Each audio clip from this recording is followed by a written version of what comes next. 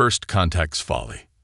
The vast expanse of space stretched endlessly before the ESS Asteria as it glided through the darkness at the edge of map territory. Captain Maya Rodriguez stood at the bridge's observation window, her weathered hands clasped behind her back as she watched the strange nebula formation swirl in the distance. After 20 years in deep space exploration, she thought she'd seen everything the cosmos had to offer. She was about to discover how wrong she was. "Captain, multiple contacts emerging from fold space," Lieutenant Sarah Wong announced from her sensor station, her voice carrying a note of concern. "Configuration unknown, but their energy signatures are massive." Rodriguez turned from the window, her expression remaining calm despite the sudden appearance of unknown vessels in what should have been empty space. The holographic display at the center of the bridge sparked to life, showing a fleet of crystalline ships that seemed to have been grown rather than built, their surfaces refracting starlight like massive diamonds. "How many?" Rodriguez asked, already knowing she wouldn't like the answer. 17 vessels, Captain. The smallest is twice our size." Wang's fingers danced across her console. "They're arranging themselves in an attack formation." Commander David Chen, Rodriguez's first officer, stepped up beside her. "So much for this sector being unclaimed space," he muttered. Before Rodriguez could respond, the main communication screen flared to life. The alien that appeared could have stepped out of an ancient Earth myth about sea creatures. Iridescent scales covered its humanoid form, and multiple sets of eyes blinked at them in an unsettling rhythm. "I am High Commander Vexthal of the Valdorian Empire," the alien announced, its translator rendering its words into crisp English. "You have entered sovereign Valdorian space. Identify yourself immediately." Rodriguez stepped forward, her bearing professional despite the implicit threat in the alien commander's tone. "This is Captain Maya Rodriguez of the Earth Science ship Asteria. According to our charts and the Galactic Consortium's records, this is unclaimed space. We are conducting a scientific survey of the nebula formations in this sector."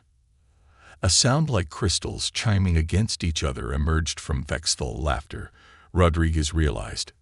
"Your information is outdated, human. The Valdorian Empire claimed this sector 3 standard cycles ago. Your primitive vessel is trespassing." Rodriguez noticed the slight emphasis on primitive and felt a familiar tension in her jaw. The Asteria might not look impressive to alien eyes, with its utilitarian design and battle-scarred hull, but appearances could be deceiving. That was humanity's greatest advantage in space, being consistently underestimated. "If this territory has indeed been claimed," Rodriguez replied carefully, "we apologize for the intrusion. We'll alter our course and—" "Your vessel will remain where it is," Vexthal interrupted. "We've detected unusual energy signatures from your ship. You will submit to boarding and inspection." Commander Chen stepped closer to Rodriguez, speaking in a low voice. "They're scanning us with primitive energy-based sensors. They haven't detected the quantum shielding or the dark matter drive." Rodriguez nodded slightly. The Asteria might look like a simple research vessel, but it represented the pinnacle of human ingenuity, a test bed for technologies that humanity had kept secret from the wider galactic community. Technologies that had been developed precisely because humanity knew they needed every advantage they could get in a universe that seemed determined to look down on them. "I'm afraid I must decline, High Commander," Rodriguez answered. "The Asteria contains sensitive scientific equipment and proprietary technology. We will withdraw from your territory, but we cannot allow boarding." Vexthal's scales shifted color, displaying patches of deep red. "Anger," Rodriguez guessed. "You misunderstand, human. This was not a request. Your vessel is surrounded by the finest ships in the Valdorian fleet. Resist, and we will destroy you." Rodriguez straightened, her voice taking on an edge of steel. "High Commander, I strongly advise against hostile action. We have no wish for conflict, but we will defend ourselves if necessary." The alien commander's laughter rang out again, joined by others on his bridge. "Defend yourselves.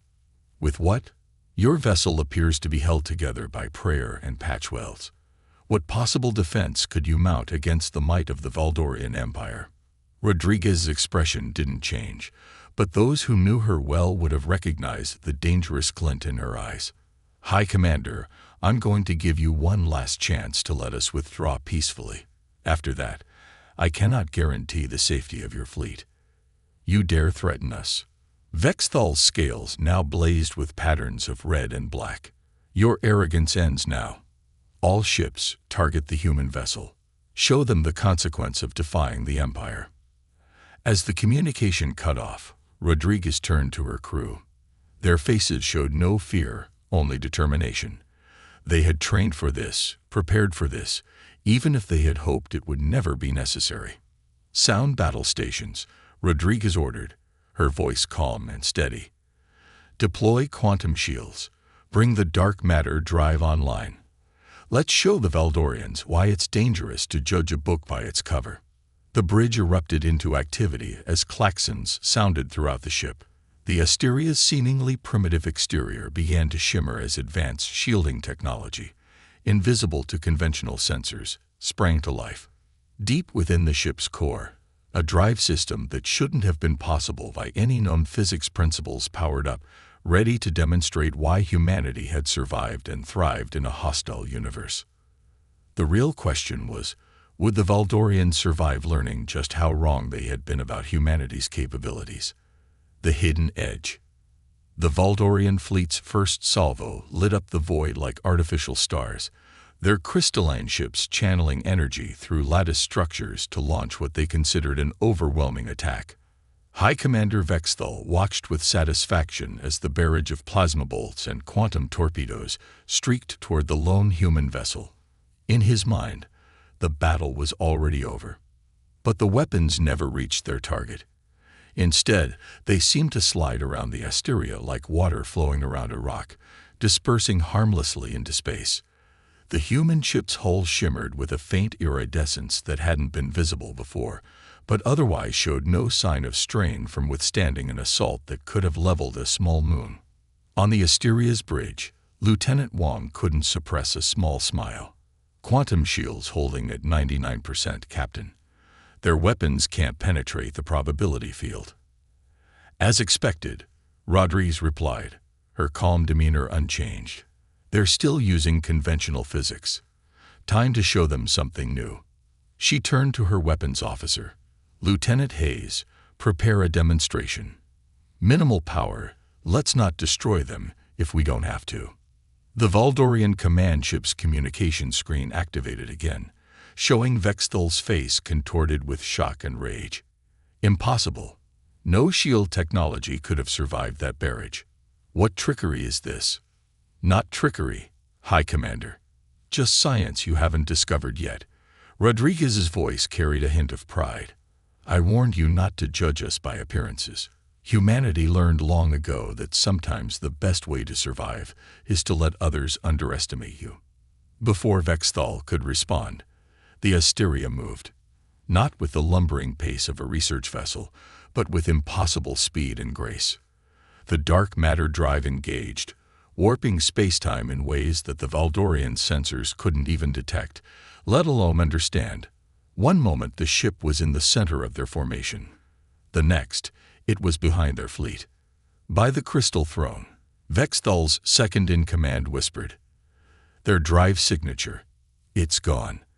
How can they move without leaving an energy wake? The answer came in the form of a single shot from the Asteria, a beam of concentrated dark energy, invisible to conventional sensors, lanced out and struck one of the smaller Valdorian vessels. The crystalline ship didn't explode or break apart. Instead, it simply ceased to exist, its matter converted to energy so efficiently that it didn't even leave debris. Silence fell across the Valdorian command channel. The impossible had just happened. A single human weapon had completely annihilated one of their ships, bypassing shields that had proven impenetrable to every other race they'd encountered. That, Rodriguez announced into the stunned silence, was our lowest power setting. Should I demonstrate what our weapons can do at full capacity? Inside the Asteria, Commander Chen stepped closer to Rodriguez's chair. "The dark matter cannon is recycling, Captain. We'll have another shot in 30 seconds if needed." Rodriguez nodded slightly. The dark matter technology that powered both their drive and weapons was humanity's greatest secret, the result of decades of research and development, carried out in secret, while the rest of the galaxy dismissed Earth as a backwater world of limited technological capability. "High Commander," Rodriguez continued, "I'm going to make this very simple. You have two choices. Withdraw your fleet and acknowledge that this sector remains neutral territory, or force me to demonstrate exactly why humanity hasn't been conquered despite being primitive by your standards." Vexthal's scales had shifted to a pale, sickly color. You're bluffing. One lucky shot doesn't." "Sensor update, Captain," Wong interrupted. "The Valdorian fleet is repositioning. They're attempting to surround us." Rodriguez sighed. "Very well. Lieutenant Hayes, target their flagship's propulsion system. Minimum power, precision strike. Let's give them something to think about." The dark matter beam sliced through space again, this time passing through the flagship's shields, as if they didn't exist. It struck one of the crystalline propulsion arrays, causing it to vanish as cleanly as the previous ship had. The massive flagship listed to one side, its symmetry ruined by the precision removal of one of its engine clusters. "How?" Vexthal's voice shook. "Our shields. They're based on technologies we've refined for millennia. Nothing can penetrate them." "Nothing you've encountered before," Rodriguez corrected. "Humanity has had to be creative to survive in this galaxy, High Commander. We've developed technologies that work on principles your scientists haven't discovered yet.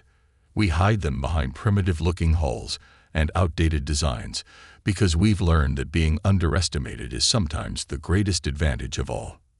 The Asteria's dark matter drive hummed again, and the ship blinked into existence directly in front of the Valdorian flagship, so close that the crews could see each other through their respective viewports. It was an impossible maneuver by any conventional physics, one that left the Valdorian bridge crew gaping in astonishment. Now, Rodriguez's voice carried the weight of authority earned through decades of space exploration. "Shall we discuss the status of this sector like reasonable beings, or do I need to continue demonstrating why appearances can be deceiving?" The Valdorian command staff looked to their High Commander, whose scales had taken on a mottled pattern that seemed to indicate severe distress. The mighty Valdorian Empire, which had conquered 1,000 worlds through technological superiority, had just been humbled by a single human vessel they had dismissed as primitive. But the true shock was yet to come. As Vexthal struggled to form a response, Lieutenant Wong's console lit up with new alerts.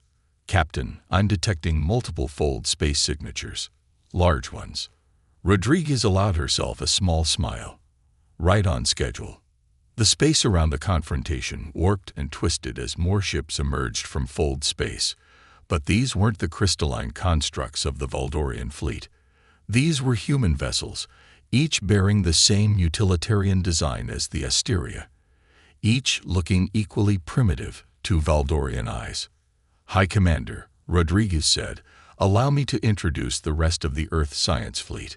We've been mapping this sector for months, gathering data on these nebula formations. The Asteria was simply the advanced scout." She paused for effect. "And every one of these ships carries the same technologies you've just witnessed." Vexthal's command staff was now openly displaying signs of panic.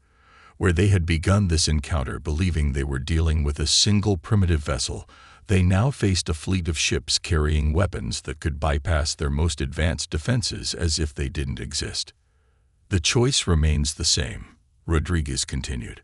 "We can either establish this sector as neutral territory, allowing all species to conduct peaceful research here, or—" She let the alternative hang unspoken in the void between their ships.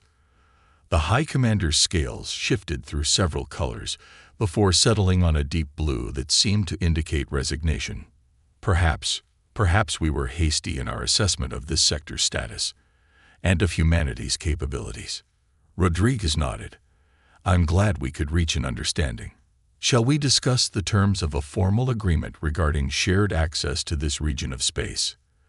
As the diplomatic discussions began, Commander Chen leaned close to Rodriguez's chair again.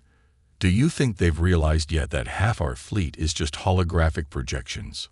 Let's hope not, Rodriguez murmured. Sometimes the best victory is the one you achieve without firing a shot, and sometimes the greatest strength lies in letting others believe you're stronger than you are. The lesson wouldn't be lost on the Valdorian Empire. Humanity's greatest weapon wasn't their advanced technology or their mysterious dark matter drives. It was their ability to appear weak while hiding unprecedented strength, and their wisdom in knowing when to reveal it. Battle of the Void. The diplomatic discussions were interrupted by a new alert from Lieutenant Wang's station. Captain, multiple new contacts emerging from Fold space. They're Valdorian reinforcements. Rodriguez's eyes narrowed as she watched 30 more crystalline ships materialize around them, their surfaces catching and refracting starlight in a dazzling display that would have been beautiful if it wasn't so threatening. On the main screen, High Commander Vexthal's scales shifted to a deep crimson of triumph. Did you think the Valdorian Empire would be so easily deceived? He snarled. While we discussed terms, I sent a quantum burst transmission to our nearest battle fleet. Your holographic tricks are impressive, human, but they can't fool our advanced sensors at close range. We know half your fleet isn't real. Commander Chen tensed beside Rodriguez, but the captain's expression remained unchanged. Interesting timing, High Commander. I assume this means our negotiations are concluded.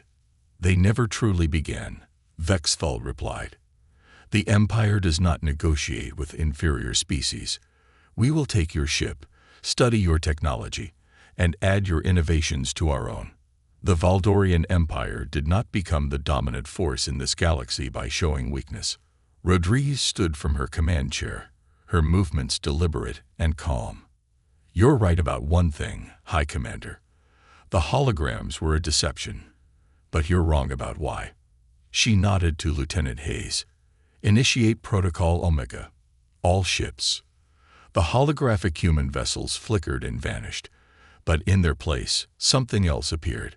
Small, dark objects, barely larger than shuttlecraft, had been hiding in the sensor shadows of the holographic ships.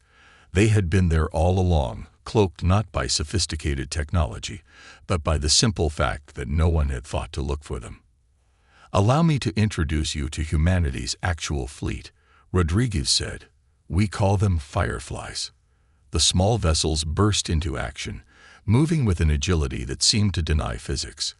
Their dark matter drives allowed them to shift position instantly, appearing and disappearing across the battlefield faster than the Valdorian sensors could track them. You see, High Commander, humanity learned long ago that bigger isn't always better.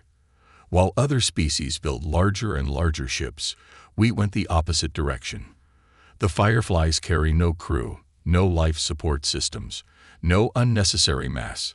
They are pure weapons platforms, controlled remotely through quantum entanglement. They can't be jammed, can't be hijacked, and most importantly, she paused as the first Firefly demonstrated its capabilities, its dark matter beam slicing through 3 Valdorian ships in succession. They can carry weapons far more powerful than their size would suggest. The battle that followed would be studied in military academies across the galaxy for centuries to come. The Valdorian fleet, for all its size and power, found itself fighting shadows. The Fireflies moved in patterns that seemed random but were actually calculated to maximum effect, each strike precise and devastating. Shields are useless against their weapons, a Valdorian officer reported, panic evident in their voice. They're targeting our propulsion systems, weapons arrays, and command centers with surgical precision. Vexthal watched in horror as his reinforced fleet was systematically dismantled, not destroyed.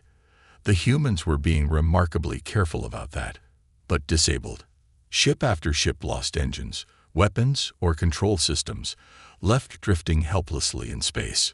This is impossible, he whispered. Our empire has the most advanced technology in known space. We've conquered 1,000 worlds. "And that's exactly why you're losing," Rodriguez replied. "You relied on brute force and overwhelming superiority. You never had to innovate, to think differently. Humanity had to survive in a galaxy where every other species was more advanced, more numerous, and more established. We couldn't win by playing the same game as everyone else, so we created our own." The last Firefly completed its attack run, leaving the mighty Valdorian fleet effectively neutered. Not a single ship had been destroyed, but none were capable of either fighting or fleeing. It was a demonstration of not just superior technology, but superior strategy, a lesson in the difference between power and effectiveness. "Now," Rodriguez continued, "let's discuss the actual terms of our agreement. The Asteria's mission here wasn't just scientific research. We've been monitoring Valdorian expansion into neutral territories for months. This encounter was a test, High Commander, one your empire has failed spectacularly." She gestured to Commander Chen, who activated a new holographic display. It showed similar encounters happening simultaneously across dozens of sectors, lone human ships revealing their true capabilities to aggressive Valdorian fleets.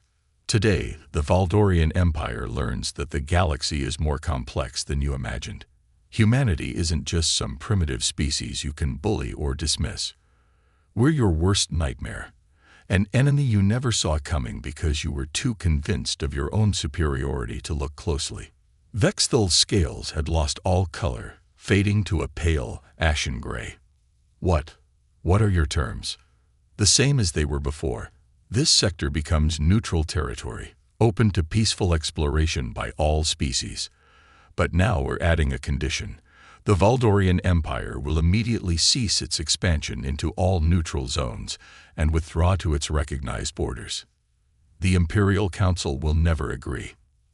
"They already have," Rodriguez interrupted, activating another display. It showed the Valdorian capital, where dozens of Fireflies had appeared in high orbit, having slipped past the planet's defenses as easily as they had evaded the fleet's sensors. "Your council is having a similar conversation with another human captain right now. Humanity is done watching aggressive empires bully smaller species. The galaxy is about to change, High Commander. You can either change with it, or—" She didn't need to finish the threat. The Valdorian Empire, which had considered itself invincible for centuries, had just been systematically defeated by an enemy they had dismissed as primitive. Worse, they had been defeated without a single casualty, a demonstration of such overwhelming superiority that it left no room for face-saving declarations of mutual combat prowess. "The choice, as always, is yours," Rodriguez concluded. "But choose carefully, High Commander. Humanity has hidden its true capabilities for centuries because we prefer peace. Don't make us demonstrate what we can do when we decide peace is no longer an option." As the Valdorian commander struggled with the most humbling moment of his career, Rodriguez allowed herself a small smile. The galaxy was about to learn what humanity had known all along. True strength lies not in the ability to dominate others, but in the wisdom to know when and how to use the power you possess. Turning the tide. The news spread across the galaxy faster than light itself. Within days of the Valdorian encounter, every major species had heard the story. How a seemingly primitive human vessel had single-handedly neutralized one of the most powerful fleets in known space. The details grew with each retelling, but the core truth remained unchanged. Humanity was not what they had seemed. In the aftermath of the confrontation, Captain Rodriguez found herself aboard the Galactic Consortium's massive space station, Nexus Prime. The station's grand conference chamber, designed to accommodate representatives from hundreds of species, was packed to capacity. The Asteria's encounter had forced an emergency session of the Consortium Council. The humans deliberately deceived the entire galaxy. The Valdorian representatives' scales flickered with patterns of outrage as they addressed the assembly. They presented themselves as a developing species while harboring advanced technology that violates dozens of consortium treaties. Rodriguez sat calmly in the human delegation section, flanked by Commander Chen and Earth's diplomatic corps. Above the chamber, Holographic displays showed recordings from the encounter, including the moment when the Fireflies revealed themselves and systematically disabled the Valdorian fleet. The consortium's chief arbitrator, a being of pure energy contained within a crystalline matrix, pulsed with thoughtful colors. "Captain Rodriguez, how do you respond to these accusations?" Rodriguez stood, her uniform pristine, her bearing confident but not arrogant. "The consortium's treaties prohibit the development and deployment of weapons of mass destruction. Our technology is precisely the opposite, designed to disable rather than destroy, to preserve life rather than end it. As for deception," she gestured to the Valdorian representative, "when has any species been required to reveal all of its technological capabilities? The Empire certainly hasn't shared the full extent of its crystalline quantum technology." A murmur ran through the chamber as other representatives recognized the truth in her words. The Valdorian representative's scales darkened with embarrassment. Furthermore, Rodriguez continued, "Humanity's actions have been consistently defensive. We developed these technologies not to conquer or dominate, but to survive in a galaxy where we were constantly dismissed as primitive, constantly pressured by expanding empires, constantly forced to find creative solutions to preserve our independence." The consortium's records keeper, a multi-limbed being covered in bioluminescent data nodes, raised an appendage. "Our archives indicate 17 instances in the past cycle alone where human vessels could have used these capabilities against other species, but chose not to, including 3 occasions where they allowed their ships to be damaged, rather than reveal their true capabilities." "Precisely," Rodriguez nodded. "Humanity has always preferred peace. We developed the Fireflies and our other technologies as a deterrent, hoping we would never need to use them. The recent incident with the Valdorian Empire was not our choice. It was forced upon us by continued aggressive expansion into neutral territory." The chamber erupted in overlapping conversations as representatives discussed this revelation among themselves. Many were reviewing their own species' interactions with human ships, realizing how many times they had underestimated or dismissed human capabilities. A representative from the collective mind of Arcturus, their holographic form shimmering with mural patterns, spoke next. "The implications are staggering. If human technology can so easily bypass our most advanced defenses, what does this mean for galactic security? It means," Commander Chen stepped forward, "that the old paradigm of might makes right needs to end.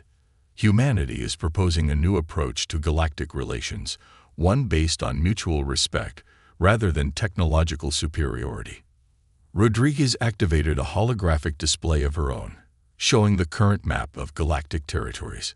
"We're not interested in conquest or domination. What we're proposing is a comprehensive peace initiative. The Fireflies aren't just weapons. They're peacekeepers. They can be deployed to protect neutral zones and smaller species from aggressive expansion. They can ensure that technological advancement doesn't automatically translate to military advantage." The arbitrator's crystalline matrix pulsed with intense light. "You're suggesting a fundamental restructuring of galactic power dynamics." "We're suggesting," Rodriguez corrected, "that the galaxy is ready for evolution. For too long, relations between species have been determined by who has the biggest ships or the strongest weapons. Humanity is offering an alternative, a chance to create a truly equal playing field." The Valdorian representative's scales had shifted to a pattern indicating deep thought. "And if we refuse, if the Empire does not accept this restructuring?" Rodriguez's expression remained neutral, but her voice carried steel.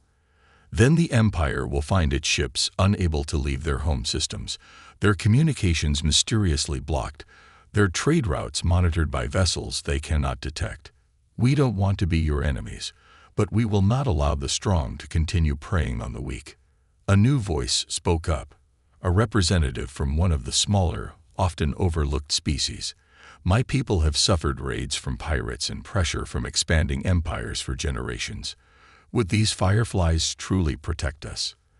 "They already are," Rodriguez replied softly. As if on cue, thousands of small dark objects decloaked around Nexus Prime. Fireflies had been watching over the station, and by extension, the gathered representatives, without anyone realizing they were there. The chamber fell silent as the implications sank in. Humanity hadn't just developed advanced technology. They had fundamentally changed the rules of galactic power. No longer could any species rely solely on military might or technological superiority. The very nature of strength and power would need to be redefined. The arbitrator's crystal matrix swirled with complicated patterns. It seems we have much to discuss.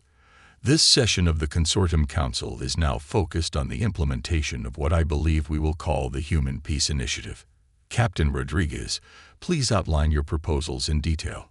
As Rodriguez began presenting humanity's vision for a more balanced and peaceful galaxy, Commander Chen leaned close to whisper, "Think they've realized yet that we're still not showing them everything?" Rodriguez suppressed a smile. The dark matter drives, the quantum shields, the fireflies, they were impressive, certainly, but they were only the technologies humanity was ready to reveal. After all, the best way to maintain peace was to ensure that potential aggressors never knew quite how outmatched they really were. Legacy of the Stars. 5 years after the Valdorian incident, Captain Maya Rodriguez stood at the observation deck of Harmony Station, Earth's newest diplomatic outpost. The massive structure floated at the intersection of 3 major trade routes, its design a deliberate blend of various species' architectural styles. Unlike the crystalline grandeur of Valdorian construction or the bioorganic curves of Arcturian buildings, Harmony Station appeared deceptively simple, much like human ships had once seemed primitive to alien eyes. Quite a view, isn't it? Commander Chen approached, now wearing the formal uniform of the Earth Diplomatic Corps. Hard to believe it's only been 5 years since we showed our cards. Rodriguez nodded, watching as ships from dozens of species moved through the nearby space lanes. Among them, she could spot the occasional dark flicker of a firefly on patrol, though most species had learned to stop looking for them entirely. The latest reports from the Rim territories just came in, Chen continued, passing her a data tablet. Piracy is down 87% since the implementation of the Peace Initiative. The smaller species are finally beginning to establish their own colonies without fear of protective annexation by the larger empires. And the Valdorians. Chen smiled. Still adapting. Their scientists are frustrated. They've been studying the footage from our encounter for years, but they still can't figure out how the dark matter drive works. Their latest theory involves interdimensional phase shifting. They're overthinking it. Rodriguez chuckled. That's always been their problem. Sometimes the simplest solution is the best one. They just can't see it because they're too convinced of their own technological superiority. The station's AI announced the arrival of their expected guests. A delegation of representatives from various species filed onto the observation deck, led by the former High Commander Vexthal himself.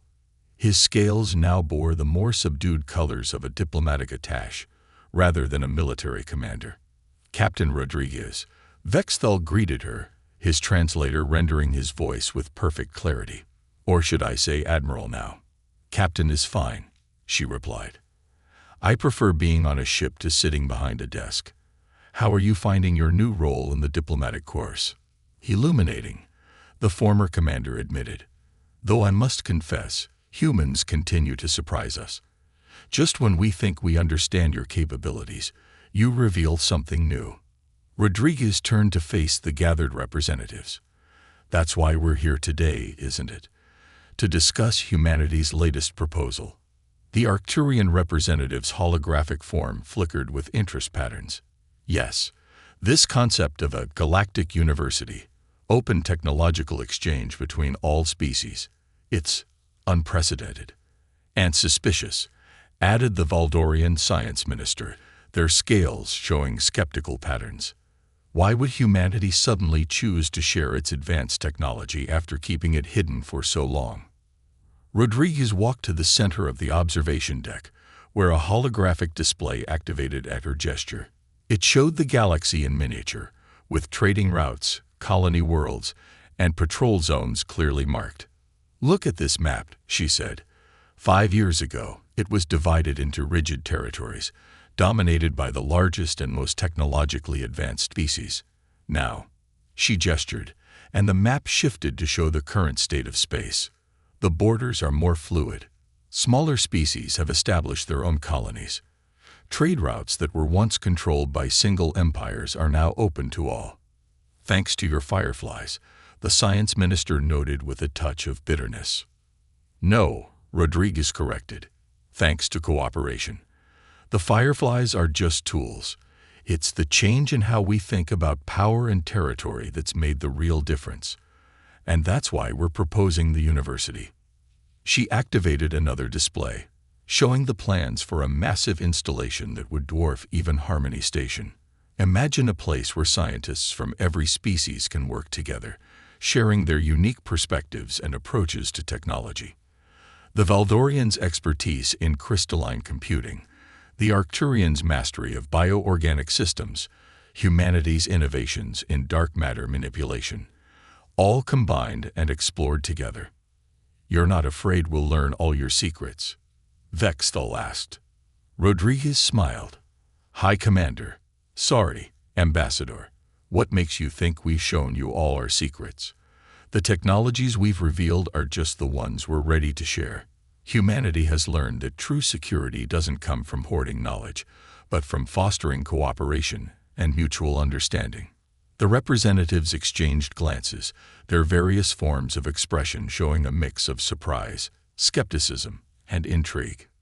"Besides," Commander Chen added, "you've all scanned our ships, studied our technology, and tried to replicate our achievements.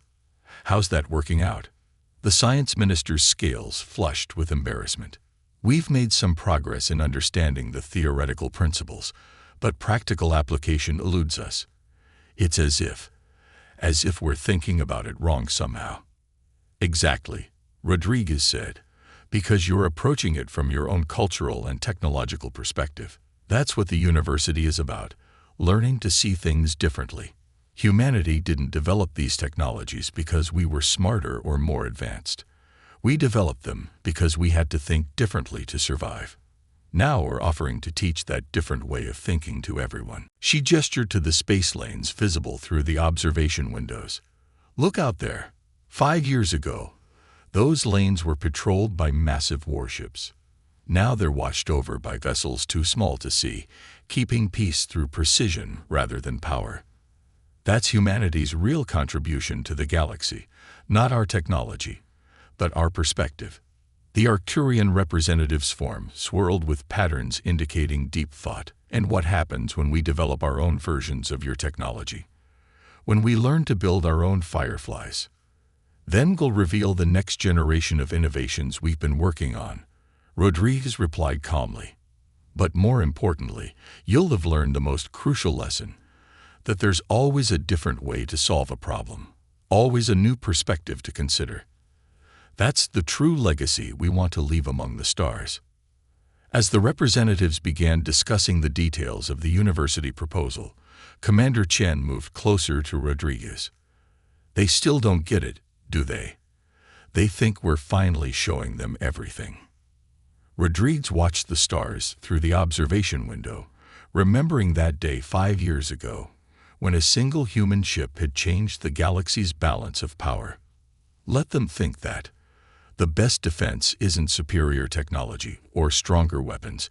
It's letting others believe they understand your capabilities while always having one more surprise in reserve.